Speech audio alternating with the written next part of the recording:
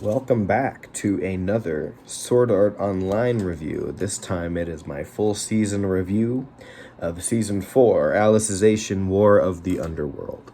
Now, if you want to see some individual episode reviews, you can go on my Instagram, which will be linked in the description and probably shown on screen right now.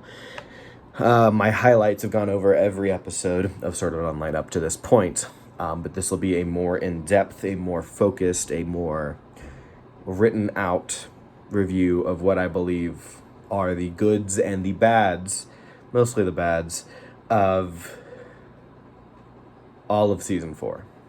I also want everyone to know ahead of time that my mindset going into this and going into the last half of this season is that I plan on rewriting Sword Art Online, the whole thing. And I'll have another video going into that separate from this. But when I look at this, when I see these issues, that's kind of the mindset that I have. That these are things that I will be using to go into a different, more thought out story using the same template. So if there's anything that seems super weird, that why are you focusing on that? That's why. I don't think I have anything like that, but I might. So just so you guys know. I want to start off this review by talking a little bit about Season 3. Was not a fan of Season 3. And when I reviewed that, when I watched that, I assumed that they would be kind of using a lot of the issues with Season 3 to make Season 4 better. And when I started this season, I thought that's what they were doing. And I don't think it was. And there's a lot of reasons that I'll get into on why I don't think it works as that. But just kind of going into the characters a bit, there are only two characters from Season 3 that I think are incredibly important to this story, and that's Alice and Yu-Gi-Oh! Yu-Gi-Oh! Being fucking dead. So he can't even be that crazy important, really. And Alice even isn't that important after the halfway point of the season. So I don't see why that needed to be as much. Then there are two characters that I think were important, but not necessary for it. But they made them important, and that's Vercoli, is that his name? The uncle, the Integrity Knight, father figure for Alice. And then the Pontifex. I think they are both used in a way that makes the story a little bit better, and those were obviously characters introduced in Season 3. But they weren't super necessary. Those roles could have been played somewhere else, or their roles could have been downplayed to try and make room for something else. And then the other characters that I think weren't completely unnecessary were the two girls that worked under Yu-Gi-Oh! And Kirito. I don't even remember their names. The ones that were watching Kirito when he was in his vegetative state for most of the season. And then the girl that looks like Lynn from Fire Emblem that taught him, I think they kind of provided an extra oomph that didn't need to be there, but was. But they were very, very, very background characters even with that. So that's kind of not necessarily an important thing. But when you look at my big issue with Season 3 was the second half was a fucking boss rush. It was, you go up to the next floor, oh, he's a new character that's brand new that you have to fight, and you have to reform because we're not killing them. And I thought this show would show off more of them, and they didn't really. They kind of did for episode exclusively 4 or 5 when it was very war heavy. But there were I just named off all the characters I think were even a little bit important, and that's not that many, and most of them weren't in that.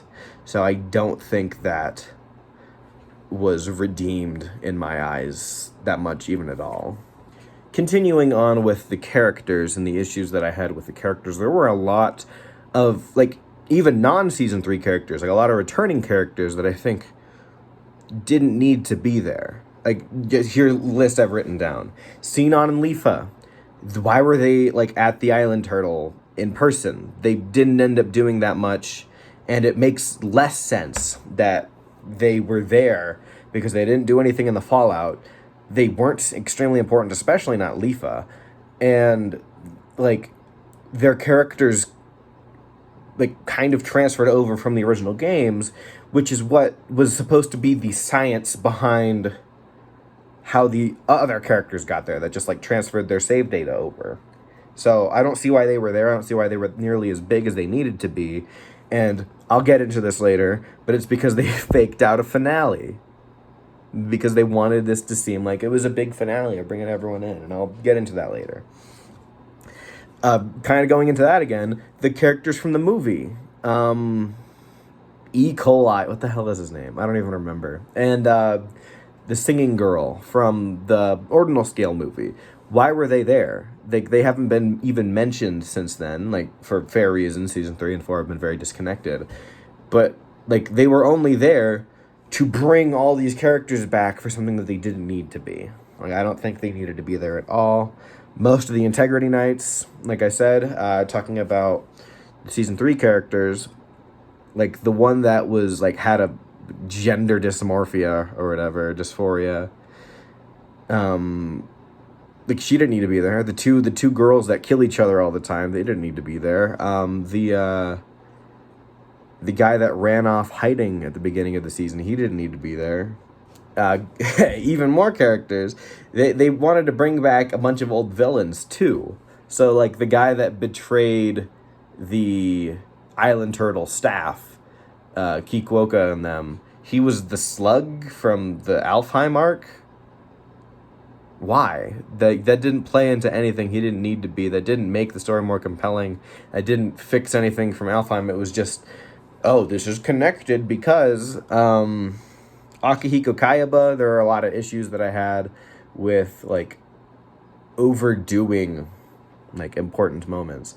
And, like, him being, like, in control of that robot at the end was interesting, but it didn't need to happen. And, like, maybe going into season 5, because he's allegedly still alive, maybe that means something. But, like, as far as this season alone goes, he didn't need to be there.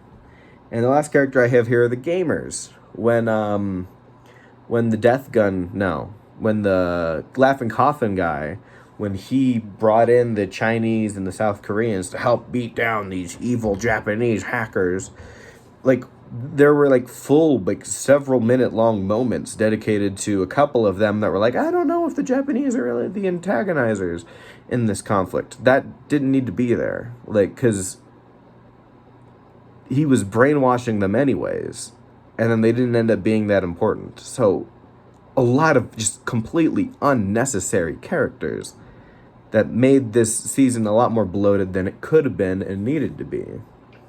There are 3 characters in specific that I wanted to talk about, like, have their own several minute long section.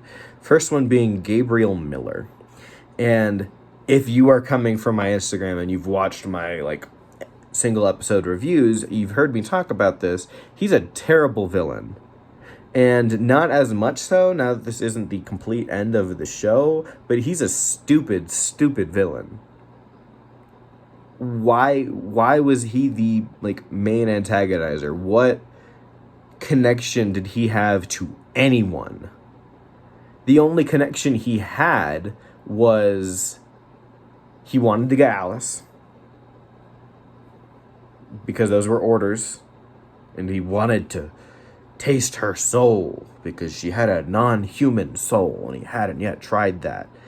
But who cares? Like, every other villain in every other season, like, even in this season, the final member of Laughing Coffin, he was Laughing Coffin from the original game. He killed a lot of people. He drove Kirito to kill a couple of people, which I think should have been more traumatic for him than it was, but, like, that was a lot of things. The Pontifex took, like, she was the reason Alice was taken from Yu-Gi-Oh. See, the villain Death Gun, he was both connected to Laughing Coffin and also was working with the guy that Sinon was friends with. Akihiko Kayaba was the creator of the game that got them trapped. Like, every major villain was extremely connected, and this is just some guy named Gabriel Miller who's kind of a fucking sociopath. And that's the villain, which is not nearly as compelling as every other villain this show had. And then I'll get the fight scene was stupid. I'll get it. Actually, no, I'll get into that right now. The fight scene was dumb. I think Kirito was done excellently. I think he needed to take a backseat for the season, especially because it was so bloated with every other character. But Kirito was the most important character, whether he should have been or not, in every arc besides Yuki's arc. Every single one. Even in season 3, which was Yu-Gi-Oh's story, he was the main character. Even in season 2, when Sinon was the main character, it was her story, or when she was the important driving plot point, Kirito is still the main character. And this is the first time since Austin took the lead for Yuki's arc that he wasn't. And I thought that was great. Thought that was very good. I gave Alice some time to shine before it didn't. I'll get into her later. He was very good. I mean, I love the memories episode. I love like them showing the trauma behind Yu-Gi-Oh's death, behind the deaths that he caused in season 3, which I'd like to like make that more apparent in the first 3 seasons, but I think that was incredibly done. And then he woke up, and then he fought the Laughing Coffin guy, which was fine. I think that fight was fine. And then he fought Gabriel Miller. That fight scene was so stupid. Kirito, I think this should have been like a little bit better done. Kirito is a swordsman. And they doubled down on that in season 3. I'm Kirito the swordsman. That was his tagline. That was his name. That was his title. In season 1, the reason he was so strong was because that was pretty much exclusively swords. And then he goes into Alfheim, and he's not as good with magic. He goes into Gungale, and he's still using a sword, which puts him at a disadvantage. And then he goes into this game, and he's like learning the mystic arts, but he's still mainly a swordsman. And then the fight between Kirito and Gabriel Miller, they're both flying. They both have god powers. They both, like, just... It's not Sword Art Online anymore. It's not even War of the Underworld.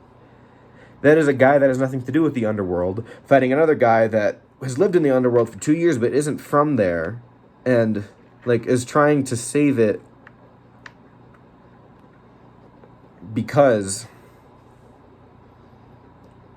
like, that was not a compelling final fight at all. It was kind of cool, like, animation-wise, but, like, that plus, like, the love spirit bomb, all these people love me. Everyone loves me. No one loves you because you suck, so I'm going to beat you because of that. That was dumb. That was so dumb. And then one thing that, like, you know, the whole driving point, like, the season 3 and 4 is called Alicization. That's what it's called. It's because Alice is the first true AI developed in this world. And that's cool, except for the fact that it's fucking not.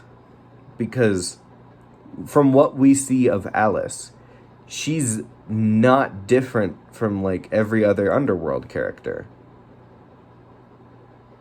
And, like, the one thing that, like, was really cool that she did was she, like, kind of unplugged the inhibitor, like, in her eye that, like, the Pontifex set up that made it so that she couldn't make certain decisions if they went against, like, the code of the religion.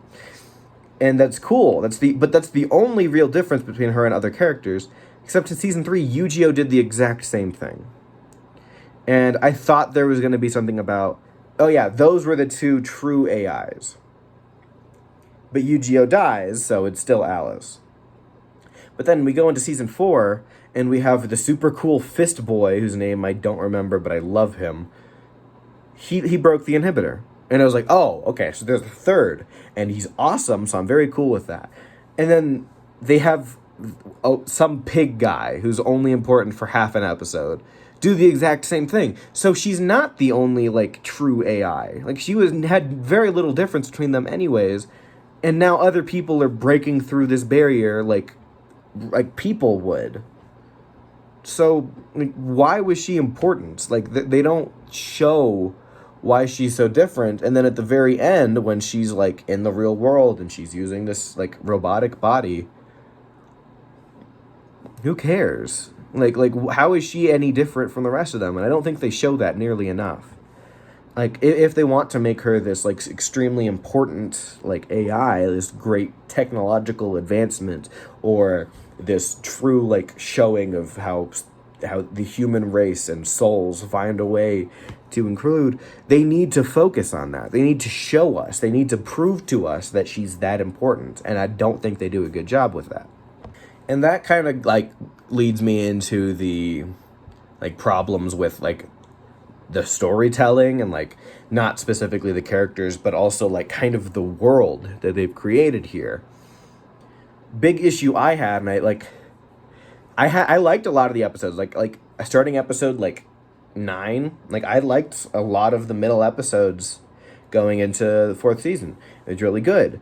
But I realized in like episode 17, 18 that the reason that this didn't work was because there's no sense of time. Like they're trying to put a clock on it with, oh yeah, there's there are like other people using the island turtle that are going to do things that make things bad.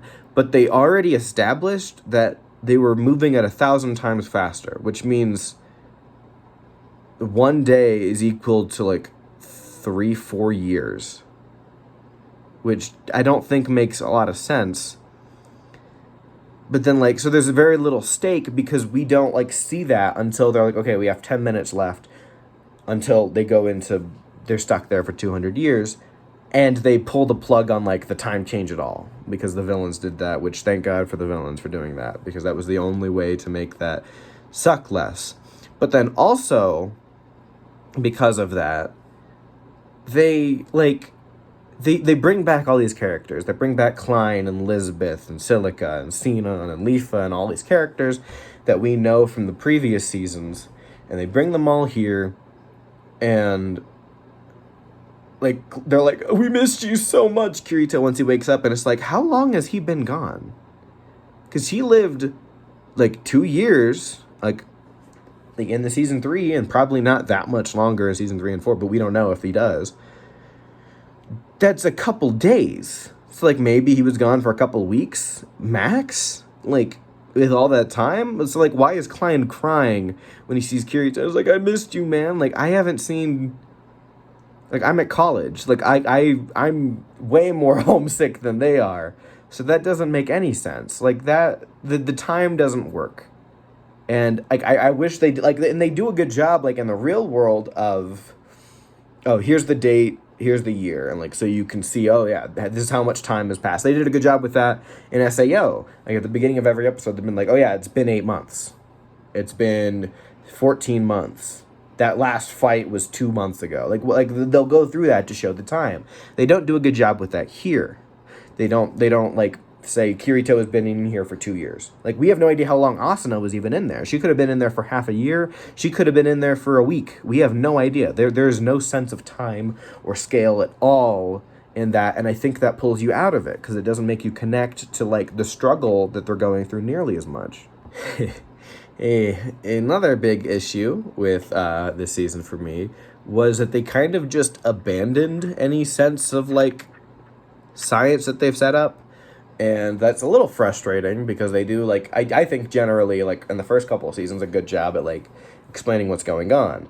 Like Akihiko Kayaba, he made this game and it sucked and he like went off the rails with it, but it was also to make it so that like for Yuki, like the AIDS arc, you can live full-time in this world and not feel the pain that you're feeling going through medical procedures. Like there's this whole science, there's this whole purpose behind everything.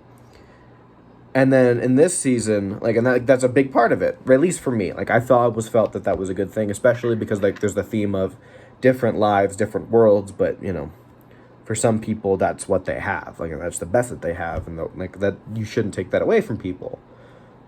You shouldn't dismiss it. And then in this season, they're not on a server. Like, they're not in a video game. This is a simulation that you need to be at the Island Turtle to dive into, as far as we know. Kirito does that, and then Asuna does that, and then Sinon and Lifa do that. Sugu do that. And then the villains can just connect it to, like, some server so the Americans can come in. And the Chinese can come in, and the South Koreans can come in to all team up on them. I don't think that makes sense. I don't think they, like, explained that in a way that worked with what they had already established was a thing. This wasn't VR. Like it was a connection to it was a projection to the brain. Like maybe that is what VR is, but they're still using very different technologies. So that didn't make sense. And then even with that, like, okay, sure, suspend that disbelief. If you can transfer yourself into the game through your VR headset, then you can like connect your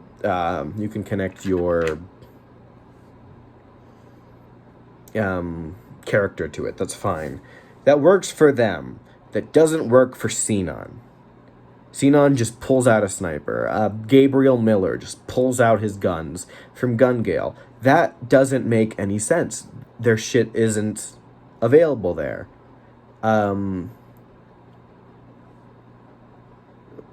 So that goes back to like, why were they there? Because it makes more sense if they had just dived in with everybody else. So like, and I'll get more into this with the whole fake out finale thing, but that's why that shit sucked. Like that was not like that doesn't make any sense for this science fiction show. I think they did a terrible job at adding like a sense of realism to this, which is like what's supposed to bring the whole thing together. That's what you're supposed to connect to, because it's a video game, but it's also real life. And they made it so disconnected from both. This is the last point of general like negativeness that I'm going to touch on. And it's that this was a fake out finale. And they know that they did that. They brought every major character, every minor character from every arc up to this point into this like game, into this war. The movie characters, the Sleeping Knights, the villain from like the secondary minor villain from Alfheim, the slug dude, was in this. Like he was a part of the war. Like its connection with everyone except for Yui, which is weird. I'm fine with. Like I'm not a big fan of Yui. If Alec was watching this, he would have been incredibly excited the fact that Yui was forgotten. But like they brought this all together specifically to lead to a finale. And that's why I was like, oh, okay, cool. They're trying to connect things, which is why I can rewrite it, because I can just make those connections more apparent when they originally like show them in their original seasons. But it's not the finale. This doesn't have an ending. It ends with a Marvel Thanos will return, but Kirito will return. So it's not a finale. So why were they hyping up all that? Why did it need to be connected if they're just going to have another season where they're probably going to try to do that all again? And maybe this was supposed to be like an ending to that, and the season 5, which takes place in the underworld, or they'll do the underworld finale. But that's backwards. Like, why would you like do the series finale and then the season, like the arc finale? And it's just like that. It's the fact that they like were faking out a finale that didn't need to happen, that there were issues with exposition, that there were issues with too many characters and unnecessary characters. And like that's so frustrating. Like there were so many things that didn't need to happen, that happened specifically because they wanted to go for a finale when it wasn't a finale. Not even for the arc, really, because then season 5, it looks like it's going to be in the underworld. They're setting up for space. I don't know why they wanted to go from Middle Earth, fucking Game of Thrones, Lord of the Rings, to Star Trek. But that's what they're doing, and that's not super compelling to me. I'm going to watch it, obviously. I've established enough of a brand for this shit, but like they just needed to not do that. They needed to not do that, and it would have been fine, and they did exactly that. Or make it the finale.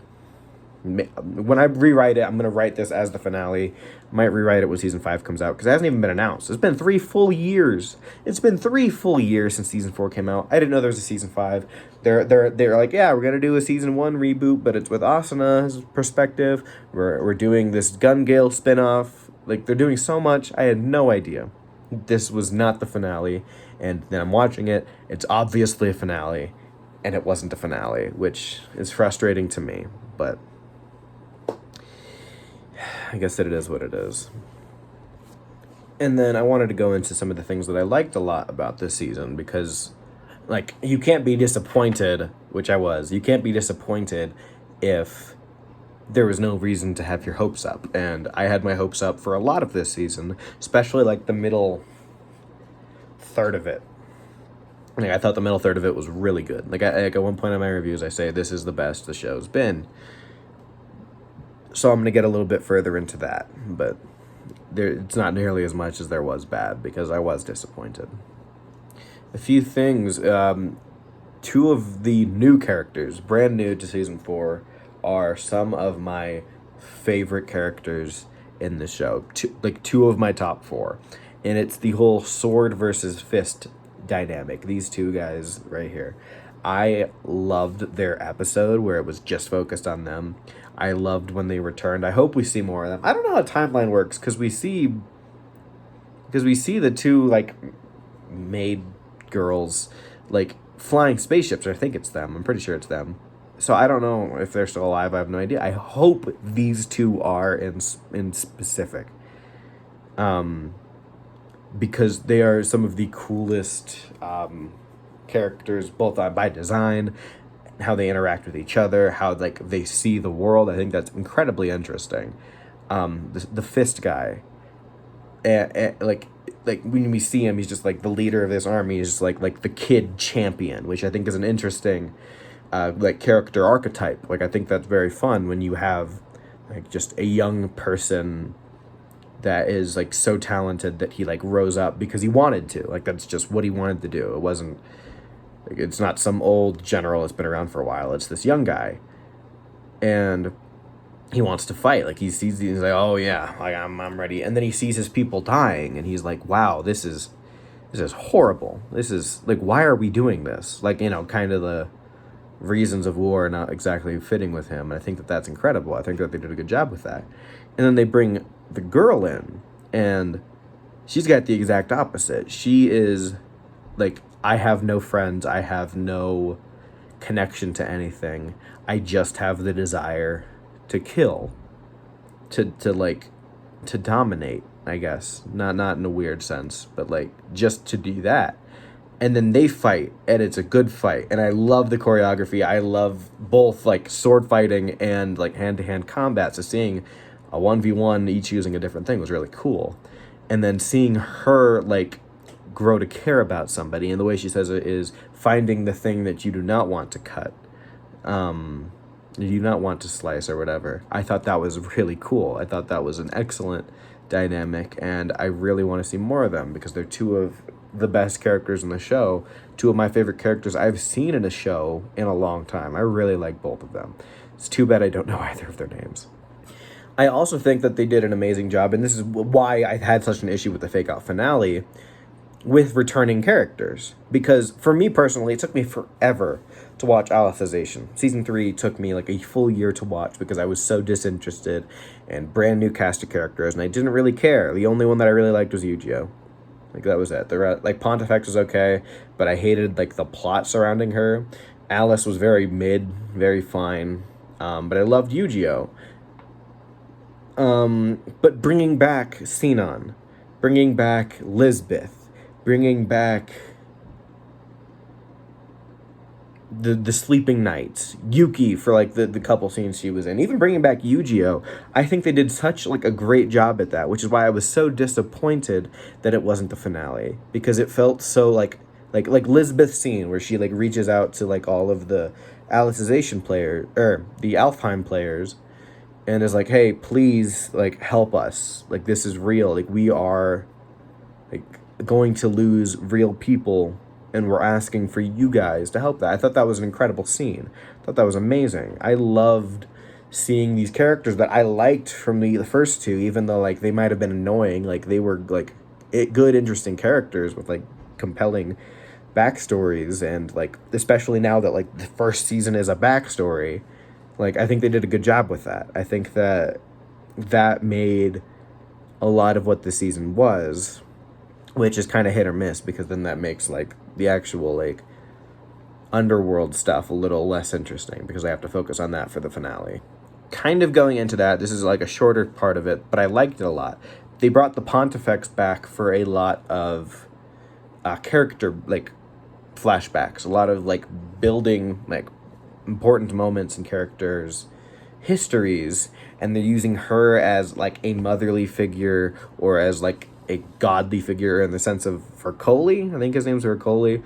Like a love interest almost. I think that's really interesting. I think that's a way to make her, like, need for Yu-Gi-Oh in season 3 a lot more real, is because she desired, like, human connection, but she was just too intelligent for it, and she, like, needed power more than she needed that. So I liked seeing the connection of, yeah, these people are brainwashed, and I'm not going to use them like how the creepy way she used Yu-Gi-Oh. Like, it's just, these are just, like, I'm making them friends of mine, but it doesn't seem forced. Also, going into returning characters, I think of him as the main villain. Fuck Gabe Miller. What a cuck. I think having the main villain of this season be the final Laughing Coffin member, really cool. I think that's really interesting. Like, that's a good way to, like, have a finale, which is why, like, I think it was a good finale. And that's kind of what this is. Like, I think they, like, make this Alicization arc, like, fit decently well with, like, what's going up to that, which is why, like, when I rewrite it, I want to make it fit better. I want to take everything that they shoved in as exposition in this and make it apparent in SAO, in ALO, in GGO. Like, I want there to be more of a connection because I think that they, like, finalized it very well. I think Laughing Coffin being the final boss, which I would probably write out Gabe. Fuck Gabe. I'd probably, like, Laughing Coffin is trying to destroy this because that's what they do. That's what Laughing Coffin has done since the show started. I think that's really interesting. I think it's a really cool way to end the show and to further, like, add stakes to this ending here. And then one last, like, short thing before I go into my final point. I love Asana's return. Like, it's not the best return, which is what we'll get into, but Asana's return was really cool. Like, her scene of seeing Kirito, even though, like, I personally think having, like, no sense of time, like, I think it's been, like, a week or two since she last saw Kirito. That was a very emotional scene because it had been a full season and a half since she had last seen him. And, like, that, I think if they had done the timeline better, that would have been, like, so impactful. And I still think it was impactful because of the, like, amount of, like, story that we saw, even though that, like, the timeline doesn't add up exactly. And then when she leaves the tent and Alice attacks her, like, it's showing, like, two truly protective people, like, protecting a defenseless Kirito. And I think that was a really cool scene, even though it devolved into, no, I love him more. And that was stupid. But, like, the initial fight scene and the scene where they see each other for the first time in a while, and Kirito's just, like, holding, like, his two swords, I thought that was incredible. I thought that was one of the best scenes in the show. And I think that when, like, this is rewritten, like, that will be more impactful. I hope so, at least. That would be really nice if it was. The reason Kirito's return and, like, his vegetative state into the Memories episode was so good for me was because at this point I had already decided that I want to rewrite it. Like, at this point, like, I was like, okay, Kirito was not good in seasons 1 or 2, or 3. Like, I want to fix that, and the way I will is by couple very small things that I'll get into in the next video. But Kirito was not the main character in the Yuki arc. I don't think he should have been in season 3. I think Yu-Gi-Oh should have been the focus. Yu-Gi-Oh's connection with Alice, and then Kirito's there because it's SAO and he's trying to help him. I think that was necessary to make that season good. So seeing Kirito out, like, the first time really we've seen Kirito just completely out of service, and then the episode where, like, they revive him, where we see, like, imprints of Asuna and Sinon and his sister, like telling him like how good he is and how much they love him, and that he's not at fault for all of the shit that he's gone through. And then Yu-Gi-Oh coming in and finally setting that straight.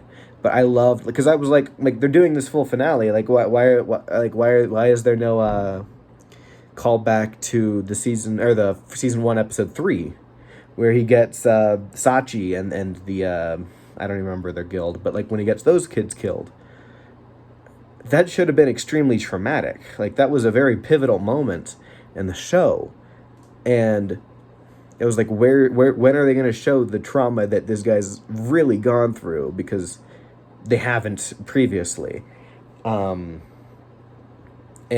they finally did, and I think that it needs to be shown earlier. But I think because of that, this was an incredible payoff for me, because it was, I don't like what they're doing with this character, but there were things that were good along the way, and they connected that all with, I think, potentially the best episode of the show.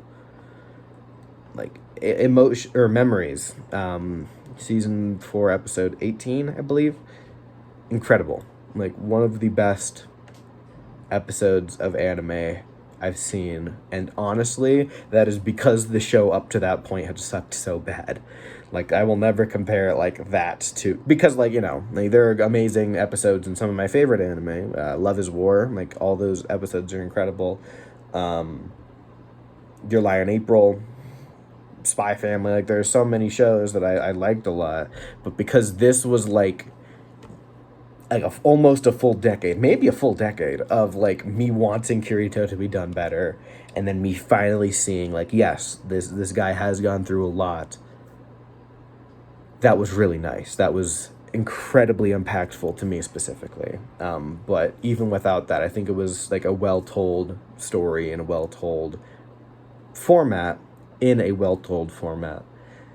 that I think it's a great episode, and like easy top 3 of the show, maybe top 1. Like I thought that was such good, important time for the show. The reason it's taken me like a couple days now after I finished the show to like fully do this review, because usually like I watch the episode and then I review it, and that's it. Like I have my opinions kind of there laid out. The reason it took me so long is because this was such a hit or miss season that I didn't know what like rating I would give it out of 10. And I had a lot of thoughts, and like I've actually had to write them down. I have a notebook here with like everything that I wrote down for this review specifically, because there was so much that I wanted to say, because it was so good and so bad at the same time. So I've been struggling with like what letter or what number grade to give this thing. I think, and this is not just like on the anime, like on my on a show, this is 1 to 10. On a story, this is 1 to 10. But for what it is for SAO, also included, so like it's a bit of a curve, I guess, I'm giving this like a 5.5, because like objectively it was so like all over the place, and there was so much that needed to be changed. But because of that, it is forcing me, like I cannot not rewrite this, because there were so many like incredible things throughout the series that I saw specifically here. I need to rewrite this because it needs to be better. Like it's not just a bad show, it is like a train wreck of a semblance of a good story, and I need to piece it together. And I think that alone, that like driving force for me specifically, because I've been wanting to like write a screenplay, write something for a while now. I think this finally putting me there, and also having just such high highs with like the Memories episode, with 2 of my favorite characters in the entire show, with the like I think great idea for the Laughing Coffin villain, like all of that, plus like what I think would have been a decent finale if they actually wrote a finale for it. I think I'm gonna give it a 5.5. because it was just like, it was so bad that it was good. And I think that, like, on the positive scale, it was like a 4, but on the negative scale, like 0 to -10, which, like, 0 is like boring, nothing, -10 is like so bad that it's great. I think it's like a 7. And, like, not in like a funny haha way, but like in a way that makes me want to rewrite it. So I think I'm gonna go 5.5. Which leads it a lot higher than season 3, because this was enjoyable at points and season 3 never was. But like season 1 and 2 were like ironically good and also kind of good at points. So I think I'm gonna go 5.5. But I guess on my anime list that's a 6. I'm content with that. That's fine. I'm going to post another video soon about what I'm going to do to rewrite it, and then I'm going to actually rewrite it. I just want to, like, get my thoughts out. Like, this is more for me and, like, the couple people that, like, still care about my SAO reviews, and my brother who loves the show. So this is, like, more so for me talking my way through it, and the next video will be too. So thank you for watching. If you're interested in seeing how I'll do that, I'll have another video up maybe this week. We'll see. I don't know. I'm not great at this, but we'll see. Thank you.